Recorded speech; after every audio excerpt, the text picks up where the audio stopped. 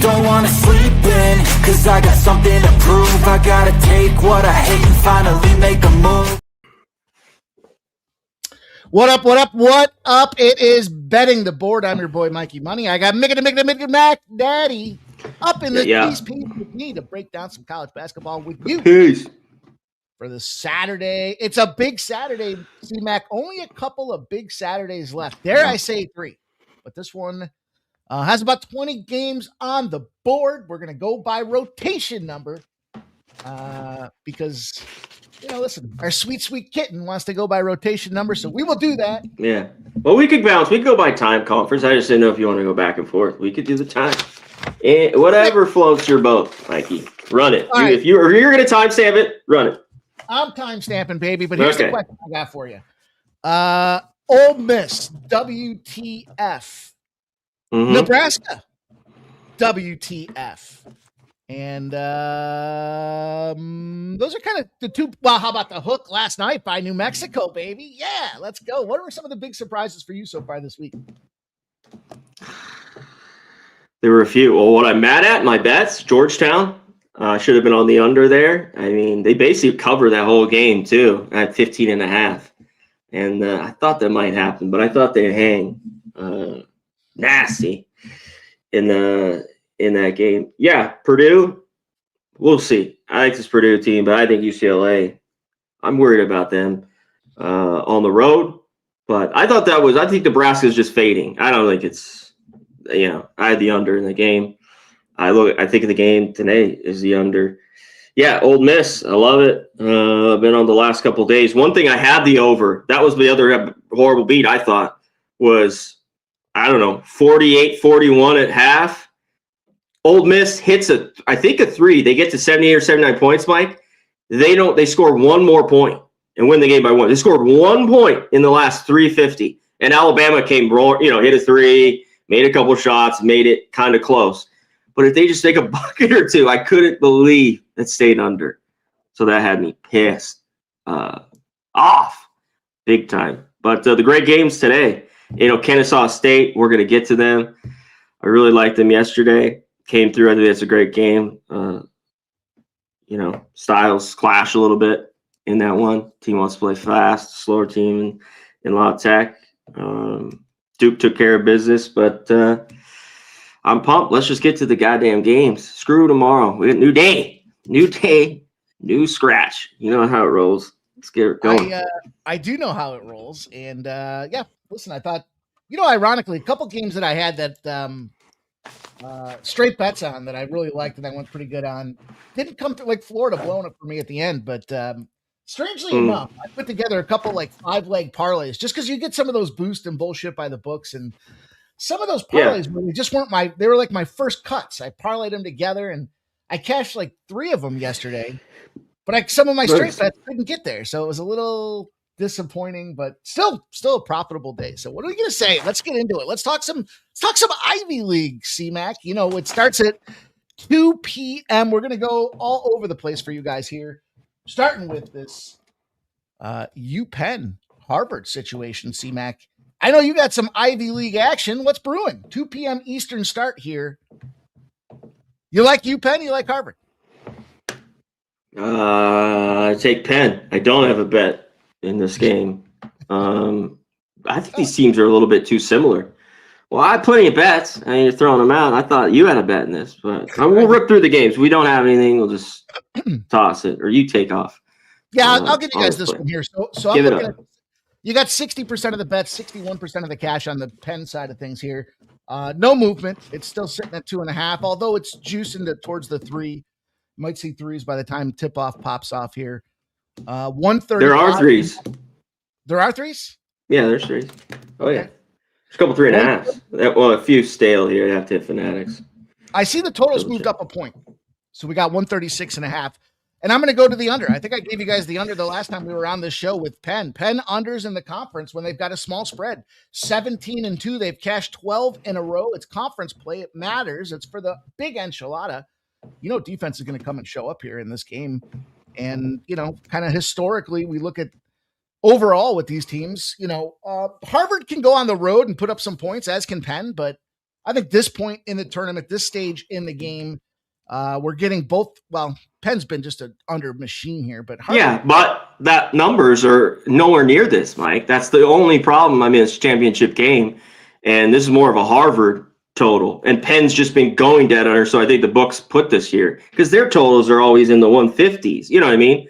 High 140s, 157, 154. Yeah, I agree. So this is low. Yeah, these two teams just played. Literally, Yeah. it was I think we were talking about this game, and it was 64-61. So a little cruise control to the other. I'm going to go back to it. All right. I'm going to go back to it. Nothing fancy, nothing cute for me to kick this thing off here. You want to go to the A10? Yeah, let's go to it. Let's talk some A10. See if we can do it again here with Dayton and St. Louis. It was a great, glorious live bet yesterday, man. I didn't like that St. Louis spot. I'll tell you off air. There's a fucking dude that's pretty reputable across the industry who's I can't believe he's got to be a straight fade. And every time, 7.5's the number that he's putting out there again. My boy gets some of his picks, and I'm like, dude, this guy, he's a fade. I can't believe you're still following this guy. But at the same time, the surprise for me was, you see this team comes out, they go down 14, 15 points right off the gate yesterday, the St. Louis team. Yeah. And I was able to get a plus 7.5, gave out a plus 7.5 live. Easy peasy, easy J peasy. They come back, they win the game outright by 7. Depending on the 7 or the 7.5, you won, you pushed, or you lost. 4.5s have gone to 5.5. Despite some good cash coming in here on this Dayton Flyer side of things here. Dayton, they handled St. Bonaventure yesterday, but again, they win by 5 on a 6.5. So you got kind of two sloppy cover style teams out there. This is a tricky little game for me. I thought I was making some money on St. Louis under CMAC, but turns out I was full of shit because it seems like every other game they go to the over. And this kind of feels like that same spot, Harvard and Penn. You look at Dayton's an under team, but their numbers are sitting around the mid 140s to high 150s. What do you make of this game? I know a whole lot of directions on the side and the total, for me in this game. I want unders too. Like yesterday, they were just playing no defense. George Washington, because consistently, even with those high totals, Mikey, like first half, if I get 77, even though it could be a little bit sweaty, I cash on those all the time. You know what I mean? So, and yesterday, I love the early start. I mean, they just got slapped. I mean, what is St. Louis doing? That's one thing. The last, 2 weeks of the year, 4 or 5 games, where's the defense been? That was kind of so good that really made them so good this year and play so well, especially early. Both teams get to the free throw line. They're decent from the line. We know these two teams have shooters, especially St. Louis. And like you said, they're down.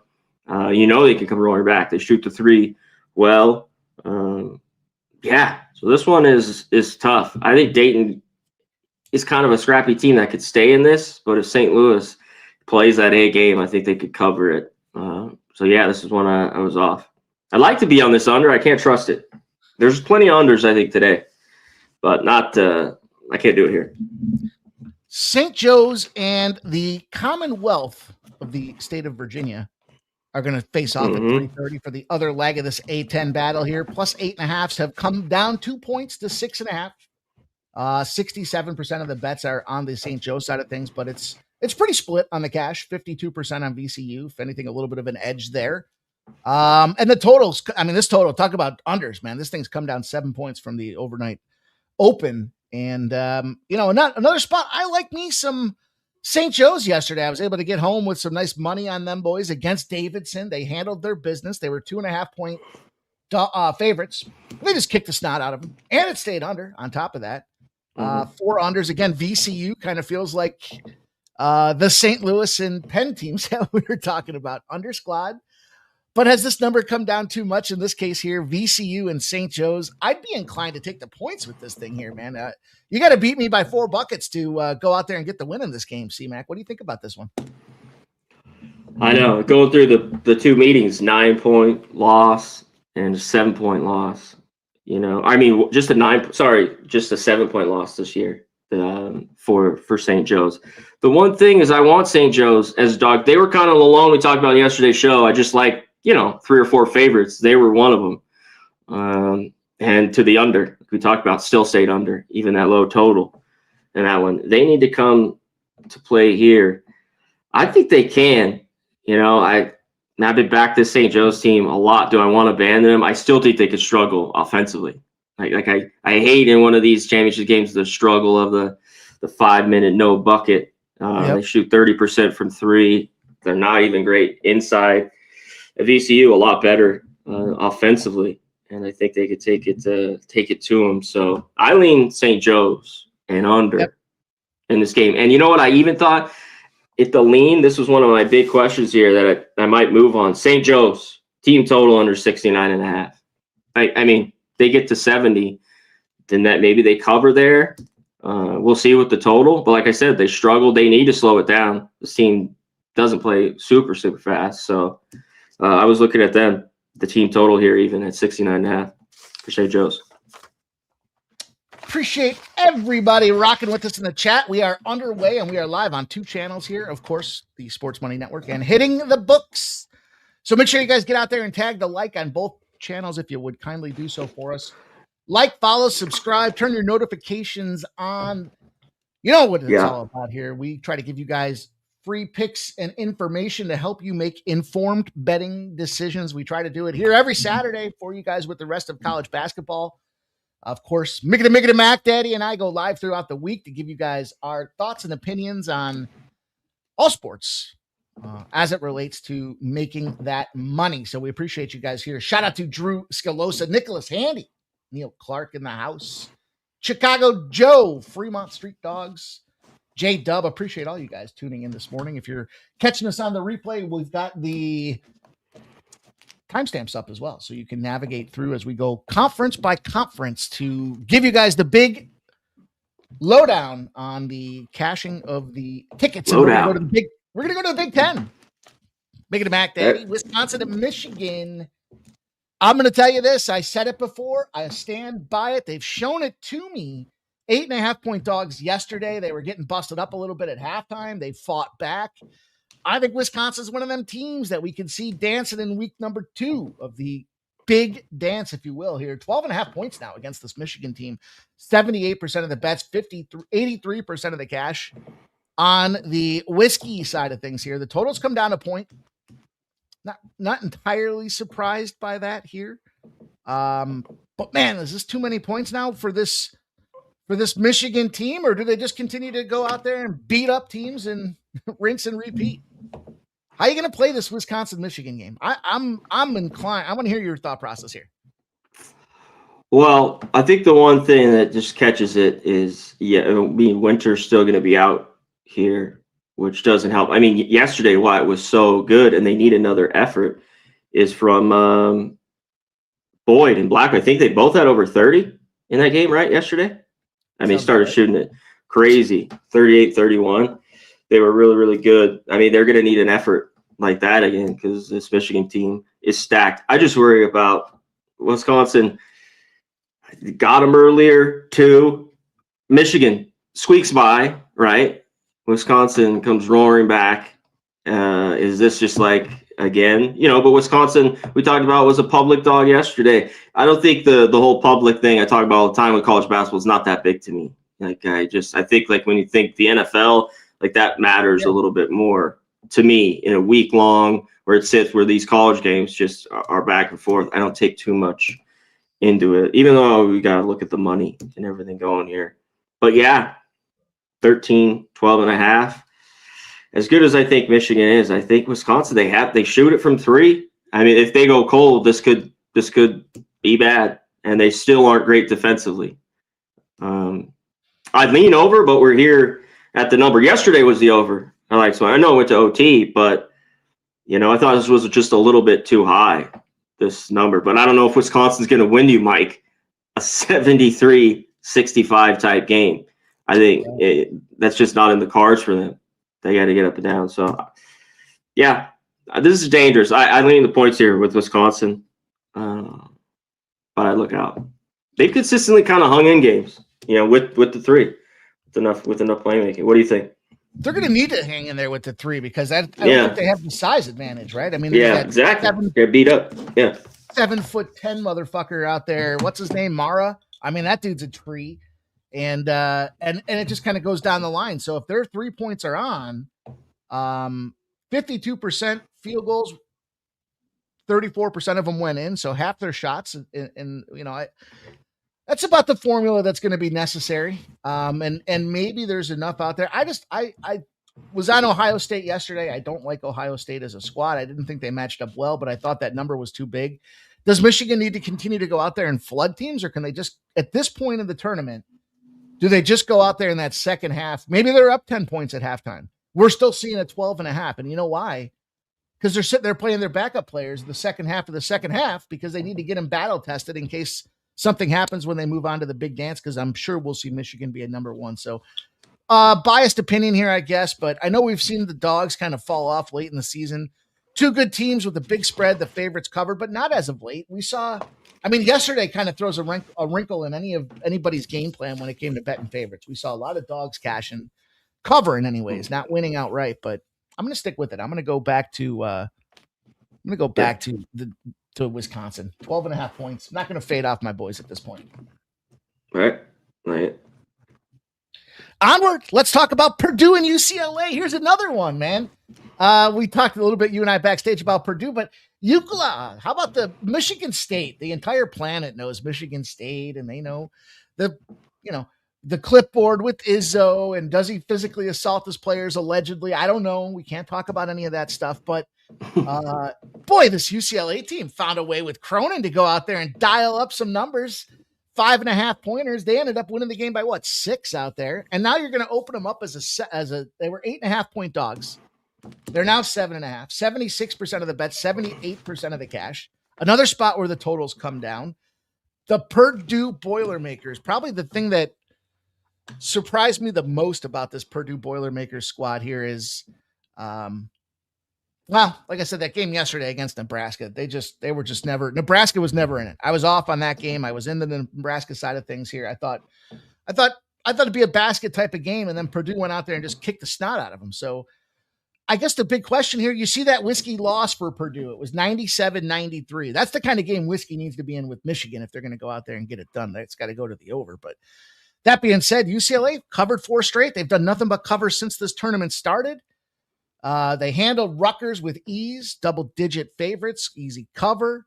They handled Michigan State, small dog, easy cover. Do they do it again, C-Mac? Purdue, UCLA.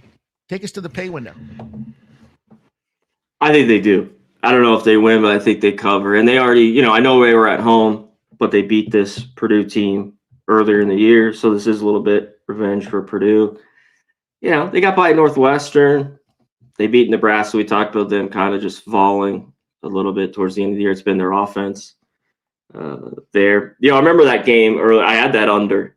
It was a couple points higher, not much. Earlier in the year, it was 147. I took the under. I leaned the under in this game as well. But UCLA have noticed, once they get scoring, and why I like them as much as Purdue, has Smith and Lawyer. I think UCLA's in it because of their guard play with, Dead. Clark's back now.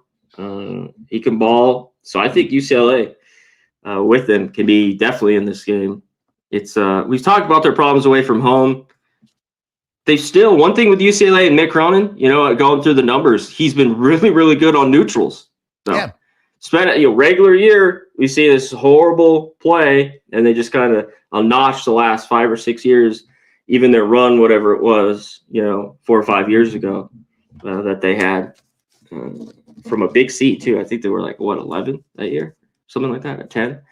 But anyways, I'm on the +8 here with UCLA. Yeah. I think they keep it tight enough. I'll dare Purdue to just have which they could, kind of perfect game and just be red hot.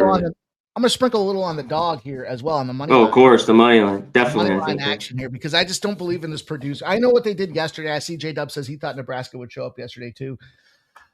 Good for Purdue, but listen, Mick Cronin has been playing the John Tortorella game. You know what the John Tortorella game is? Torts, yeah. Calling everybody out. He don't give a shit. He's going to call them out in the media. He's going to tell them they're not men behind the scenes in the locker room. Listen, don't underestimate how pissed off a young 18-year-old can be when it comes to showing this coach that you don't know what the F you're talking about. So I like a little dog in this spot here, but I think 8.5 points is a good number. 7.5, whatever the number happens to look like here.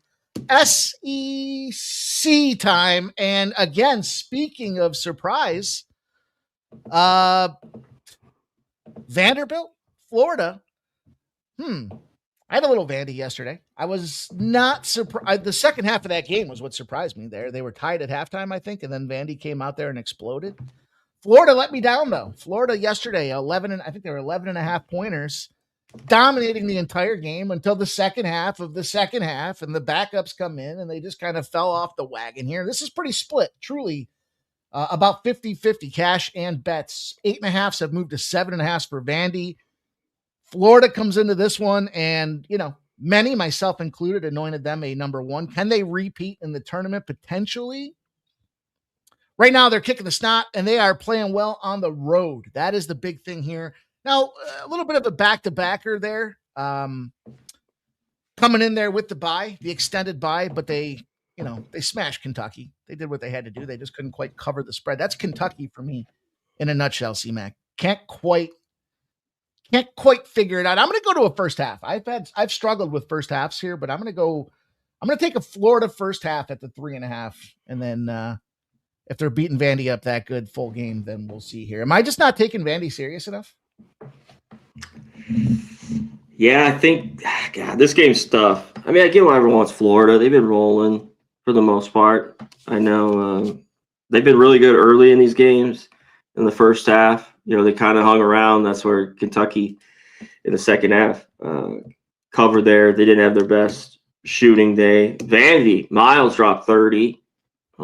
He's going to need another big game. I remember that was a 4-point game earlier this year between these two. Florida won. I think the line's right. It's tough to go against Florida. I mean, we know the size. Oh, well, they disrupt shots, how good they are rebounding, top team, and how big they are. The guard play's gotten a lot better throughout the year. So this was tough. I'm off. I don't blame you for Florida first half. I'm not going to be on it. I thought about it. My numbers for first halves have not been good this season, so I will fully admit that. But I do think now maybe I was just a little ahead of the time frame. I guess today will tell, but thought process just again being you gotta battle harden some of those backups that are not getting a ton of minutes because you don't want them. They need to get some big spotlight time because if they do go into the big spotlight during March, the actual tournament itself, then they need to be willing to go out there and play the game.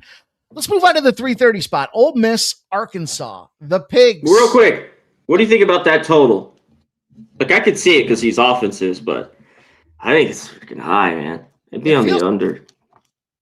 Yeah, I know they played like we talked about, the 98, 94, and Vandy can score. I think it's high. I'm going to look at it a little bit more. I just think Florida, they do have a defense. Both these teams do at times. So, I'm going to look at that under a little more. I mean, again, the big spreads have been covering. Back-to-back unders have shown that they'll go back to the under again out there. Conference tournament unders make a lot of sense. 83 and 53. Well, you find some of these conference tournaments here back-to-back. So no rest. Conference tournament total that's over a 152.5. 83 and 53 to the under. It's a 61% win rate for you guys. Early tip-offs. We talk about those games. They do go under as well. 21 and 8.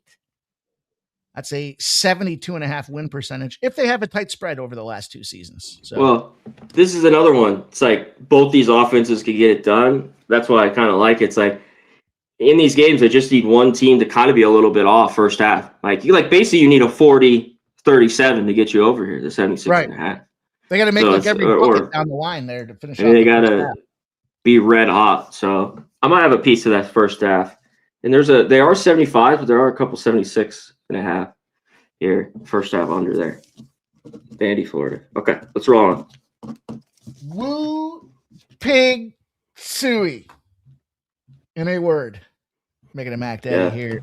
Ole Miss, man. What the heck? I have been fully wrong about Ole Miss in this tournament. I don't know how they turned it on. They went from 8.5s to 9.5s now. The Pigs, the Hogs, whatever you want to call them out there. Double-digit favorites? I don't know about that either. 158.5 moved to 157.5 with all the money coming in on the over. They play this one at the old Bridgestone Arena. So truly neutral ground here. Pretty comparable travel situation for both squads out there. Listen, I like some Arkansas as this game kind of started going here. But I don't know if I'm just underestimating what's going on with this Ole Miss team, man. I mean, look, heater, underdogs on a heater, 86 and 54. Certainly got to recognize that. The unders back in play again for this thing, kind of being in that, not necessarily the early start, but man, Darius Cuff, is that, I don't even know if that's how you say it, but one of the best point guards in college hoops right now. Ninth in the country in scoring out there with Arkansas, man. How about this kid? Probably going to go out there and end up being a Sixer, and they'll ruin him, but that's a different story. He busted him up. He had 37 points yesterday, man. The hot hand. Does the hot hand stay hot, C-Mac, or does Ole Miss find a way to absorb this double-digit shock absorber they've got out there? Yeah, some of these this game's even Store's been showing up. Some of these guys that didn't have good years, have been playing well for Ole Miss. It's Ole Miss here. I think they can hang. I think the matchup, this is one of the better ones. I think same thing with Alabama. As fresh as Alabama was and everything, they could get tired. We could go into the whole thing here. Neutral floor, fourth game. They could get tired, which can happen. And Arkansas is going to run and gun. This has come down, but, like I talked about yesterday, Ole Miss can score a point in the last 350, which is goddamn insane. That game I thought should have definitely flew over. It stays under by a couple points. I think this could get under. This has come down, though. To me, but Arkansas just plays at a crazy pace. And they're so good offensively. And I don't think they're great defensively. We saw it earlier in the year. The Ole Miss lost to them by what, 5, I think? Remember that game? This is in early January 7th. Yeah, 94-87. That total was only 152. You look back at it. Ole Miss defense wasn't there either. That's why they won these games a little bit. Where Alabama was the worst? It was about the first 10 minutes of the second half, Mike, yesterday. They couldn't make a shot. Alabama. They already had the lead, Ole Miss, and they just built on that and kind of cruised the rest of the way until the very, very end. So, yeah, Ole Miss.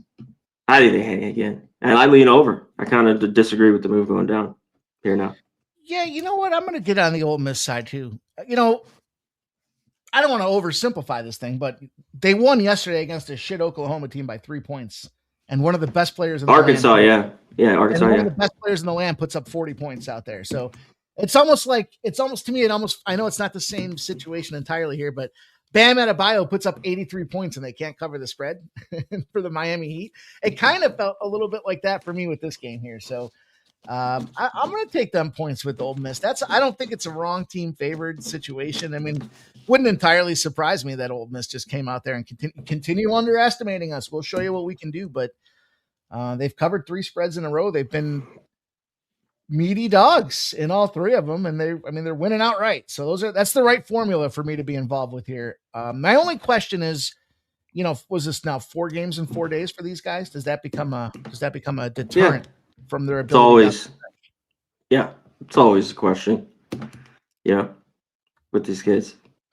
This doesn't move. We're starting to see some 9s. I mean, we knew Arkansas could win big here. I don't trust them enough defensively. The same thing with Alabama yesterday. When we went over the cat, especially when it moved to 12.5. Like, I was kind of off that until 12.5. We talked about it yesterday on the show. And I'm like, God damn, it's a boatload of points for a team that I just don't think plays great defense. And that's what Arkansas has to do here. Just run and gun, old school, and just outscore you, which could happen. So, should be good. I can't wait for that game. We move on to the 49ers. The Charlotte 49ers here against USF.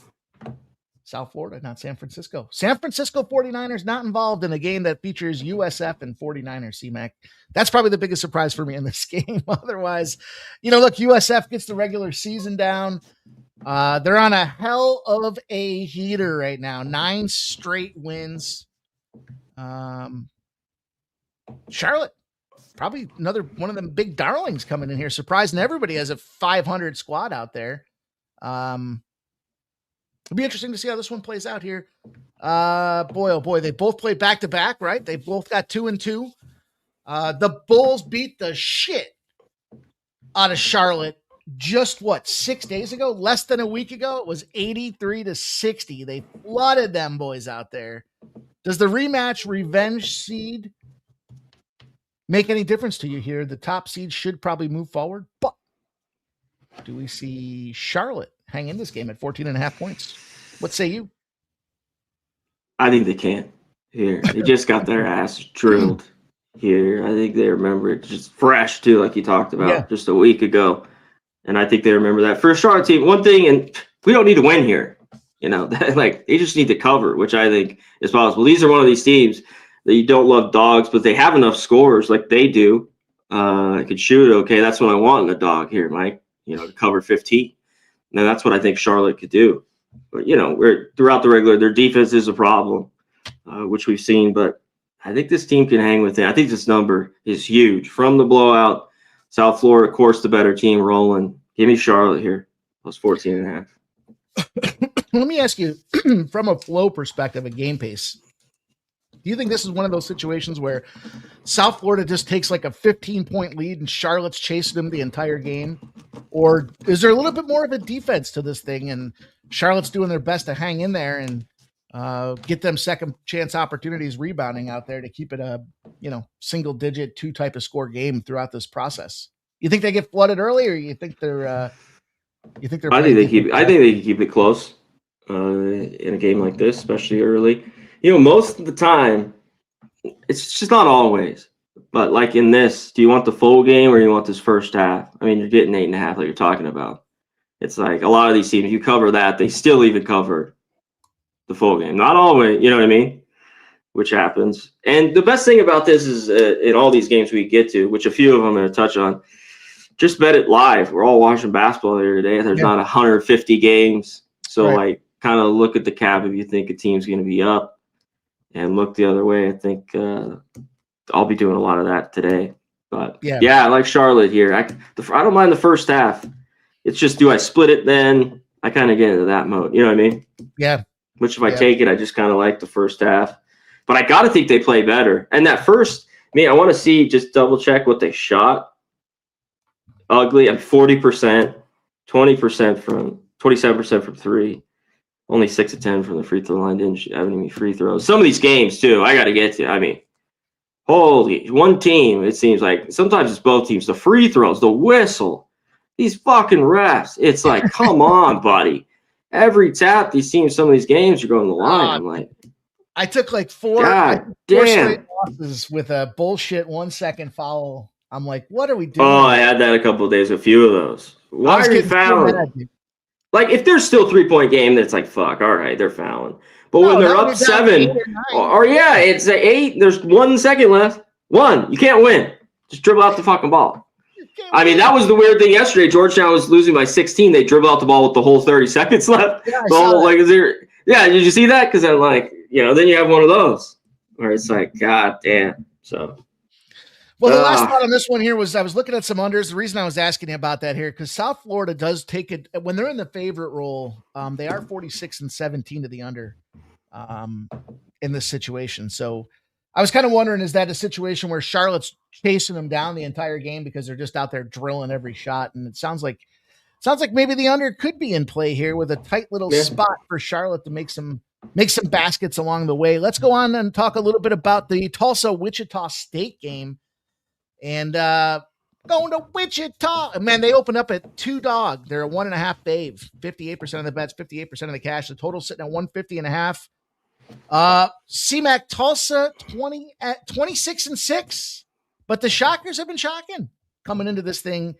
No pun intended, I guess. But, from a team perspective here, they took down my Florida Atlantic Owls. I was expecting Florida Atlantic to show up a little bit more competitive out there, but they got thumped by a 20-pack. Outside of that, though, I don't care that they beat Temple. I don't care that they beat Memphis. I don't care that they beat UTSA, as Wichita just kind of Is the glass is the what do they say? Is the glass slipper going to fit the shoe here for Cinderella, or does the carriage become a pumpkin here against a Tulsa team that's equally thumping everybody else? Yeah, yesterday was a double where I had North Texas, and then I took Tulsa live when they were down. So always like, then they gave them 3 overtimes. That's what they're thinking here.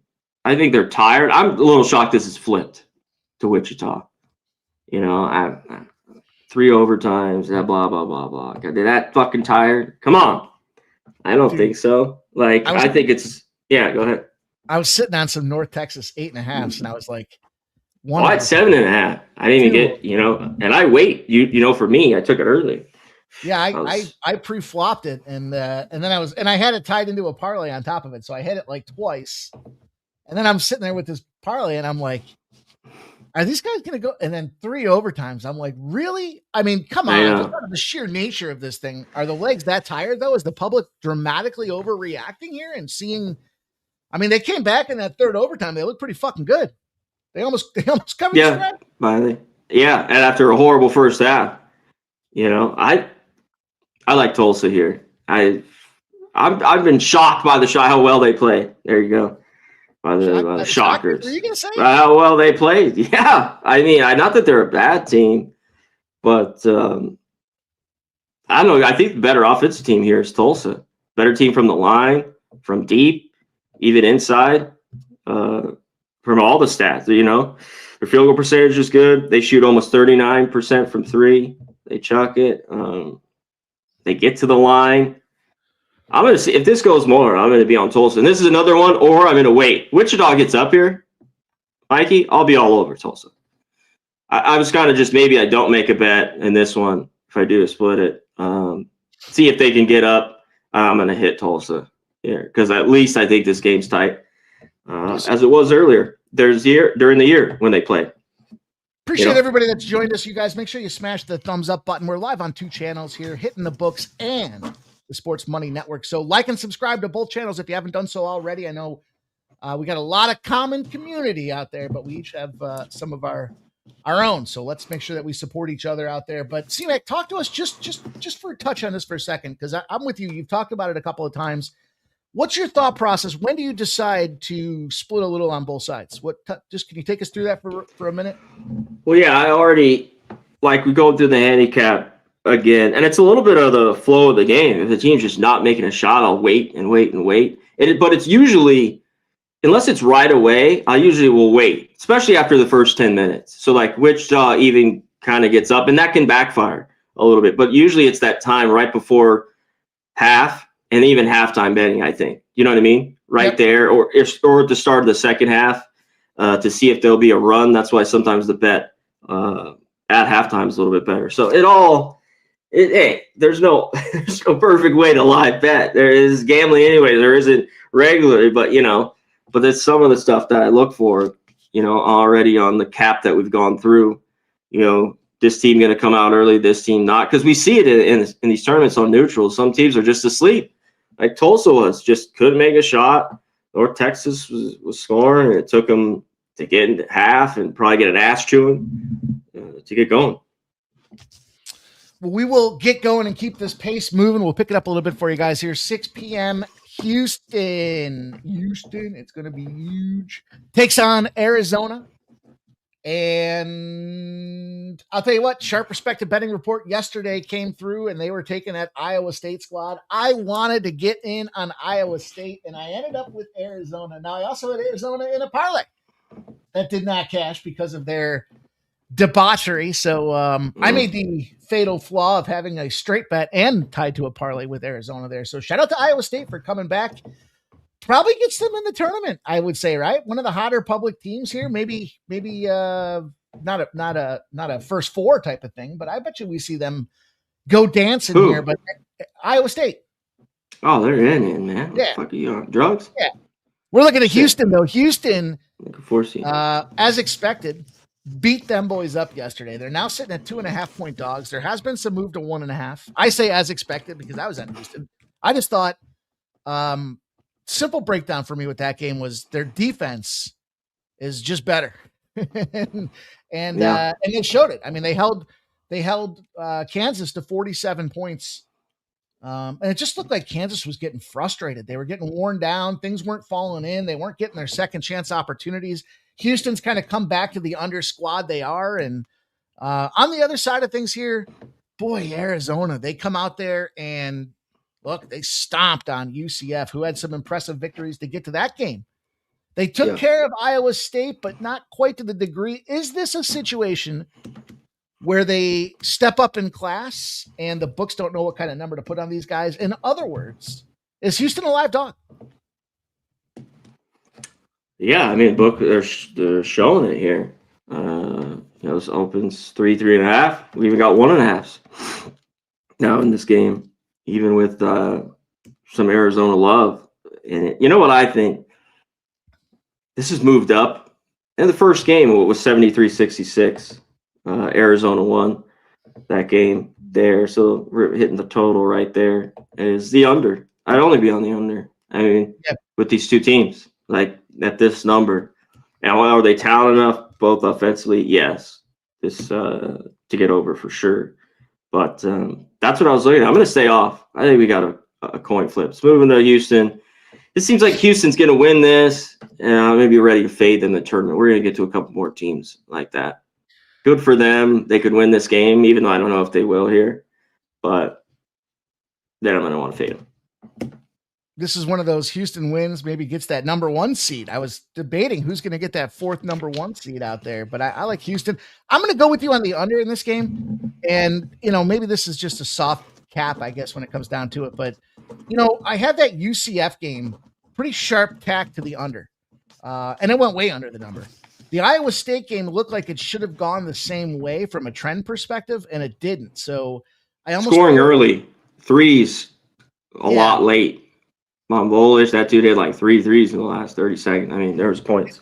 Yeah. And I mean, it was going over either way with 162, but Houston, I think their pace dictates. I think if they're alive, they've got to keep this thing tighter scoring.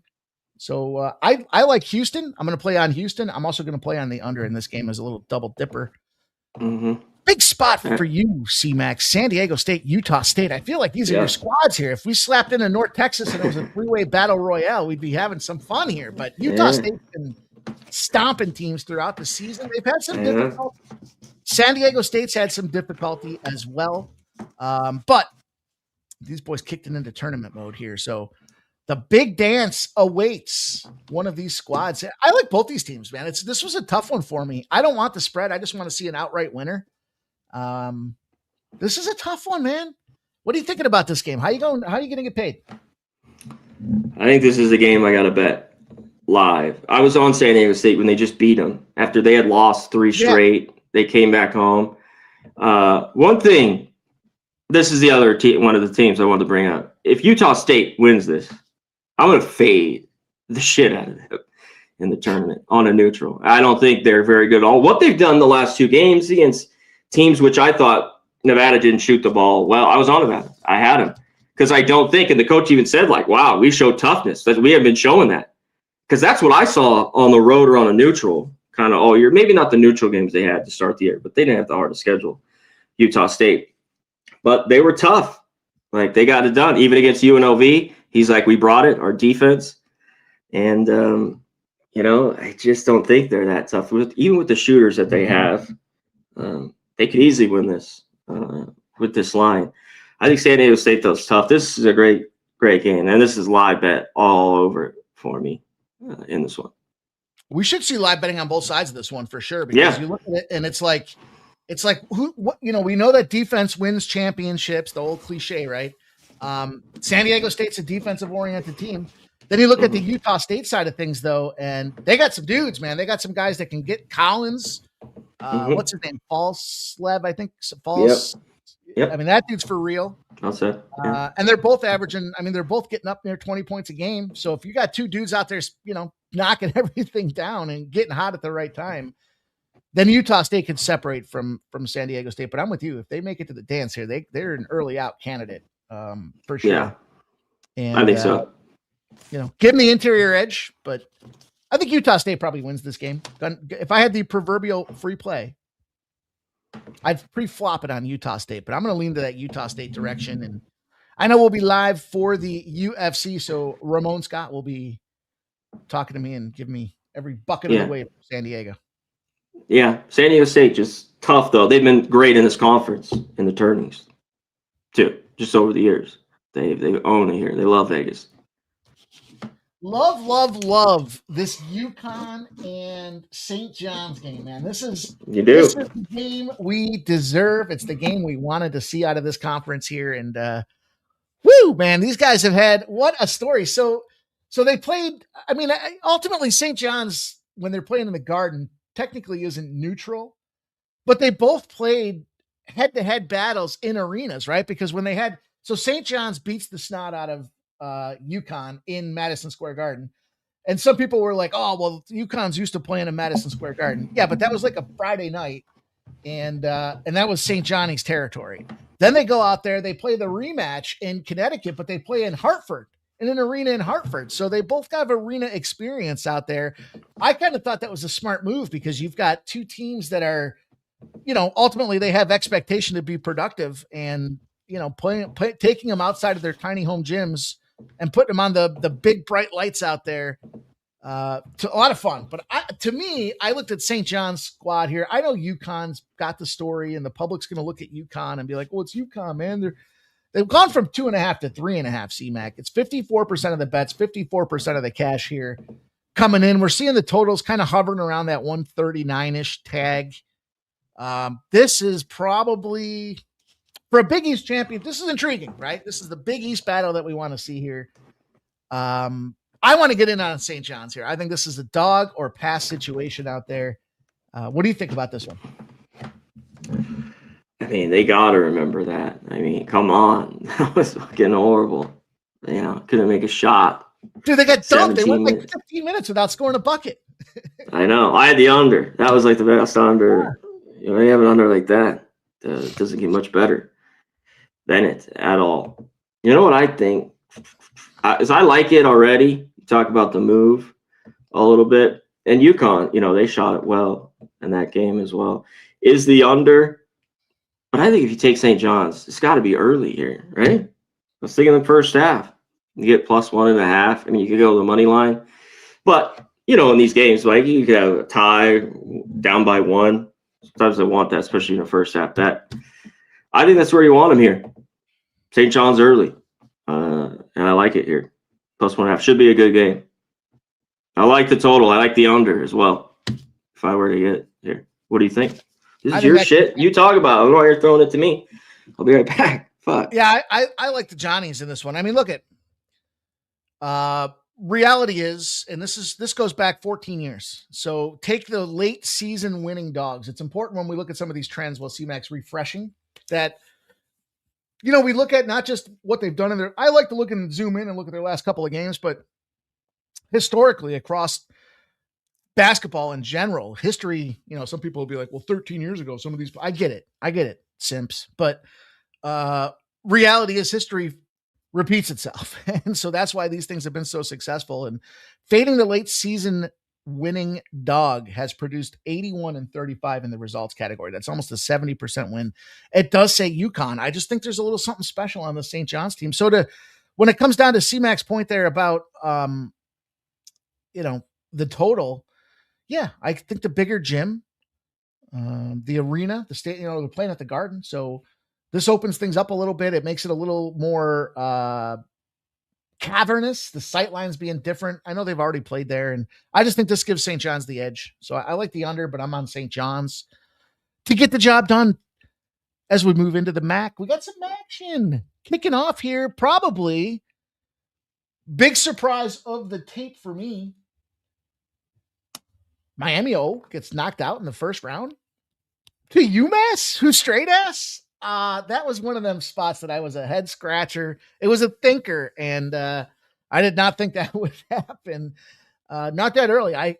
So the way I scripted it out, as I'm sure most people did, is Akron will be playing Miami, Ohio in the MAC championship. Akron wins and goes on to play, and it's a disappointment because a one-loss Miami, Ohio team get knocked out of the tournament. That's not the game we have, C-Mac. We have Toledo and Akron. Toledo, 7.5-point dogs here. Probably looked at Akron being the favorite or the dog in this game had they been playing Miami, and it would have been an Akron slam dunk knockdown dragout spot. But we're seeing now 39% of the bets and 39% of the bets, 55% of the cash on Akron. It's gone from 7.5 to 8.5 here. Do the Toledo Rockets stand a chance? This is chaos, in my opinion here. This should have been Miami O versus Akron. What's it going to take for me to get you on a little Toledo dog action here? Do you think this is a chance that they can punch their first ticket to the dance since 1980? A lot of the line, C-Mac. What do you think? No, I'm not kidding. I think they could cover here. Toledo. I love how they've been playing a little bit. And you know why it's been better? It's somewhat is on the defensive end. Yep. Somewhat. I mean, I'm not like raving. They're fucking unbelievable here. But I mean, I think they kind of have to do that again. Akron, same thing. We've had a bunch of 3 straight unders, 4 straight unders, really, even before the tournament. So do we get back to the pace? Because I could see this. Like their earlier meetings, there's a lot of points. The team just up and down. They could definitely do that and score. So I don't know if I'm really loving on under to bet it. But yeah, I think Toledo could hang here. I just no bet for me in this game. So I think Toledo can cover. I think this is too many points. But, you talked about kind of the style of these teams, if you will, to some degree. And the turnover battle, this is where I can get down with the under. And I know that the last game, was an over. Yeah. It's come down 5 points now. So it makes me a little bit, I mean, I would have much rather had the overnight line for sure, but we're not in that. I wish I could go back to yesterday and see tomorrow's results, but that's not the case. So tell me about it. Look, turnover. Toledo leads the MAC in offensive turnover rates, and Akron leads the MAC in defensive turnover rates. So when it comes down to it, to me, it's like, hey, this is not a situation where you're going to get a lot of fast break points.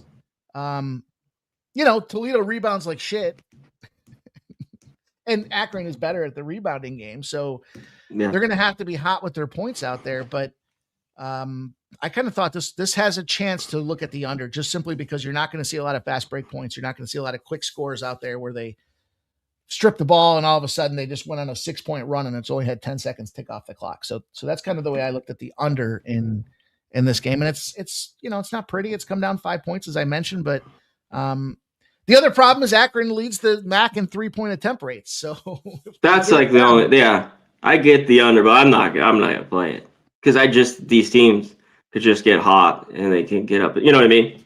Yeah. But hey, championship games, you know how I feel about them. Anything can happen. And Virginia and Duke is a battle and a half. Mm-hmm. Interesting to see. We see Arizona plays Houston. Probably not too unexpected for what should be the big results out there. Now we see Virginia playing Duke. Probably not too unexpected out there. This is an under or pass for me.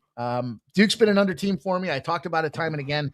Virginia, I know they're not at home, but their defensive style and basketball, to me, I like the under with these boys here. 8.5s have moved to 6.5s.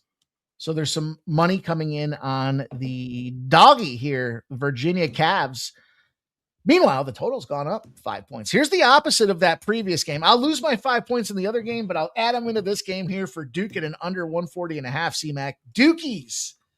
Man, these boys have been the talk of college basketball. They took down Michigan. They haven't looked back since they were able to go out there and stomp those fools. And, listen, Michigan's kind of playing with their food right now. Beat the shit out of Clemson, covered. That Florida State win was impressive. They had to grind. And this is where I think this makes a team like Duke dangerous. You just took down UNC to finish off your season. You got your scare. You got shook a little bit. Your foundation. You were big dicking everybody as, hey, we're going to go out there and win the ACC. We're going to be the number 1 seed in the college basketball March Madness. We're big dicks. And then Florida State came in and kind of pawed them a little bit. They gave them the old cat slap to the side of the face and said, wait a minute, boys, 80-79, you're 17-point favorites, and you barely won. You're lucky to win. Meanwhile, they got it right. They toasted the Clemson squad.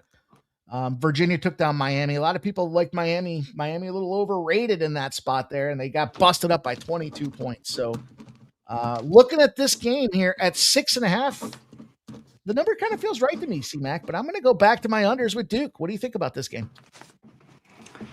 Yeah, there's just a few things, I think in this matchup. I no Foster, and then the big ones, Nagong, but I just defensively, it's under to me too. I think that's the reason why Florida State, even though they had some success scoring earlier in the year in their matchup, and they took care of business, but we've seen this with Clemson against teams that don't play great defense, not shoot it well, on the road or on neutral. Boozer, boys, brothers had another big game, but they're just role player and Foster and Nagong, but they're going to need him. Like, they're going to need him to go all the way if they want to. So, because it's the under for me too. Their team total under. With them out, I'm going to stay off. I don't blame you though. Virginia been going over. Yeah. Of late, but championship game like I talked about, with him out, I'm going to stay out. Even though Duke still has a pretty good defense here. We saw it yesterday. Right back to holding the team down the under. But this is just a wait. I'm going to watch this. Maybe bet live. It's funny when we get to some of these games in the tournament where you see a Kennesaw State La Tech 8:30 p.m. start, and crazy game. Man, I made money on both these teams riding into this point, so I'm in that perplexed situation where it's like, holy cow, 2.5 points. Number feels right. 61% of the bets, 53% of the cash have come in on La Tech. The line is moving against them. It went from +1.5 to 2.5. In this little ping pong range, sometimes we zoom in on the money line, right? When I talk about the ping pong, like if it's a 1 or 2 point spread, natural public tendency is to say, screw the points. I'll just take the money line. So that kind of gives us a better picture sometimes here. We see 60% of the bets and 81% of the cash have come in on Kennesaw State money line. It has moved to -135. So the books are concerned that Kennesaw State can smack these boys in the mouth here. It is a La Tech team that finished the season dead heat, 20-13 between these two squads out there. Man, who would have thought La Tech was here? Defense. Conference USA defensive organization here today. I think I had the under yesterday in that Kennesaw game. I think the world was on Kennesaw. And they gave everybody a scare early. They scared everybody, C-Mac. What do you think? Who did they scared and won? What the fuck are you talking about? Yeah, but weren't they down early? Yeah, not maybe a little bit early, yeah. But they took care of business. They handled business. Yeah, they handled business. I know. I like both these teams. If you like Kennesaw, they're going to score. This is a pace game here. Super fast, one of the top 20 teams in pace there. And slow, La Tech, 319. Wants to keep it slow. We saw two games this year. The La Tech win, right? 82-76 in January. And then February 21st, Kennesaw at home, 58-55. I got to lean to the other way. Dare these teams to make shots. Yeah, who's going to dictate it here? And I think you like La Tech, you like the under. They're just a team that shoots 30% from three. It could be real ugly for them, even though they've been better offensively. But I do like their defense. I like the under here. And I lean La Tech. I've been both these squads. You talked about me too. I'd like them both. And I don't really want Kennesaw now that they're a favorite. You know what I mean? I don't even want to lay 2.5 with them. So I should under here and look live. And right off the bat, lean La Tech.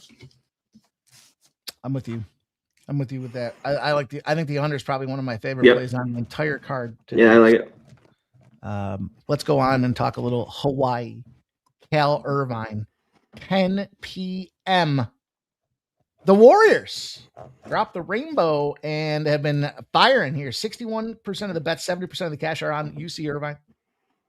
Total's gone from 138.5 to 141.5. So 3 points of movement.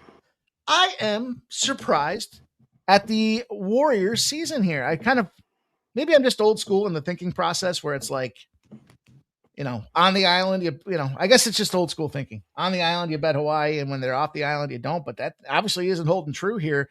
Problem I have is I think that for the Big West, surprise, it would be great to see Hawaii find a way to come out here. But The problem is UC Irvine's defense gets hands in your fucking face, and they block, they steal.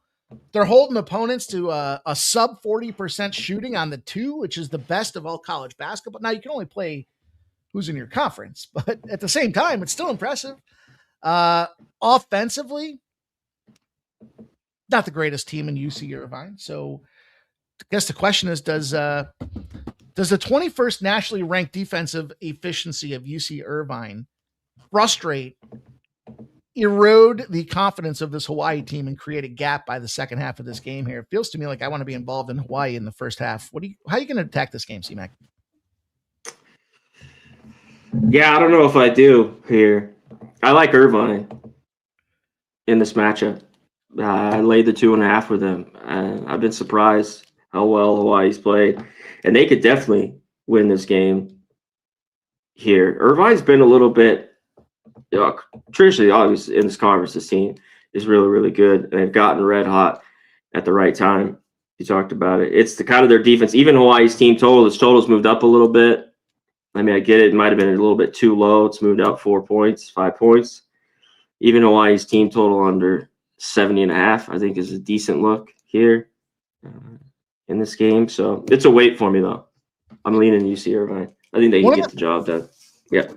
One of the things that gets me going about a team like Hawaii, first of all, is we talked about yesterday the meaningless bullshit fouls at the end there that screw the numbers up. Well, Hawaii, 43% free throw team, 73% success rate. So I like that. And they got some big dudes. For me, the recipe in basketball are big dudes, man. They got every one of their starters is 6'6" or taller, and they got a 7-footer in there. So they shot it horrible and go 25 or 26 from the line. It was a little bit Utah State. That's why I said it. Nothing against them. They got out in front, especially the first few minutes of the second half against Nevada. But they went to the free throw line 30 times. Nevada's 10. And made like 26. That was kind of like that Hawaii game with Fullerton. So it's like they're not going to go. Look, I guarantee you one thing: they're not going to go 25-26 from the line. Guarantee. Let's put money on it. No fucking way, right? Shit. I mean, you start seeing that kind of shit go down, and it's like, what? Really? I know. But that's what screws the numbers up. That's a team that gets, so be it. So that's the way they go. Let's go here. Dimitri says, do you think Utah Valley is going to cover tonight? We've got a couple games left here that I see. Did I skip a couple around the process here? It looks like Utah Valley. Let's get to that. Cal Baptist, Utah Valley. Here we go. Ask, and we shall deliver. -1.5 have moved to 3.5. So you got a pretty good size of movement, man. This is the late night special, huh? 12 a.m. I will probably be long asleep. 66% of the bets, 76% of the only because it's a 14-fight UFC card, so I'm expecting 3 women's fights. Oh yeah, you're out cold. Shit. Team has gone from it's sitting at 138.5, right? 70% of the bets, 73% of the cash. I wish I had something from a trend or angle perspective on this one here. I know this. I know that yesterday I bet on Utah Valley. I did not cover there. As a matter of fact, Utah Valley, of all the teams left in the brackets here, these guys suck at covering the spread. Have not covered in over a month. On the flip side, Cal Baptist covers everything you throw at them. So I know it's got to be a little bit more involved than that, but the WAC championship here, Cal Baptist, Utah Valley. Look, Utah Valley. They got some good boys out there, some offensive. The Holcomb Davis combo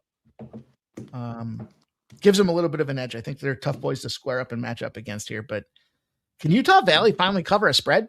C-Mac, what do you think? No Hendricks. They could, but I don't think so. I like Cal Baptist in this game. This total's gotten hit down too here, about 4 points.